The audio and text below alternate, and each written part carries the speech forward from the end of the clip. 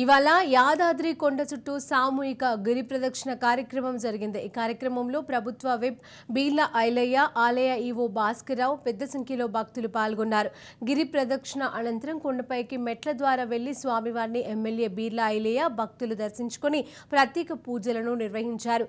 యాదాద్రి శ్రీ లక్ష్మీ నరసింహస్వామి వారి ఆలయ ముఖమండపంలో స్వామివారికి అర్చకులు విశేష పూజలను జరిపారు.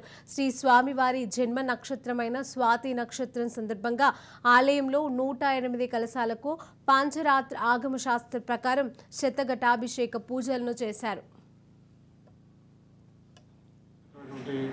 శ్రీ యాదాద్రి లక్ష్మణస్వామి జన్మ నక్షత్రం స్వాతి నక్షత్రం ఈరోజు గిరి ప్రదక్షిణ సుమారు 10,000 మందితోటి ప్రారంభించి స్వామివారి భక్తులకు గిరి ప్రదక్షిణ చేసి మెట్ల ద్వారా దర్శనం చేసుకొని స్వామివారి దర్శనం సులభతరంగా వచ్చే భక్తులకు అన్ని వసతులు కల్పించినటువంటి రాష్ట్ర ప్రభుత్వం, ఆలయ ఈవో, అక్కడ నుండి స్టాఫ్ అంతా కూడా చకచక వారం రోజుల్లోనే గిరి ప్రదక్షిణకు అన్ని వసతులు కల్పించినటువంటి ఉద్యోగ బృందానికి ప్రత్యేకంగా ధన్యవాదాలు తెలియజేస్తూ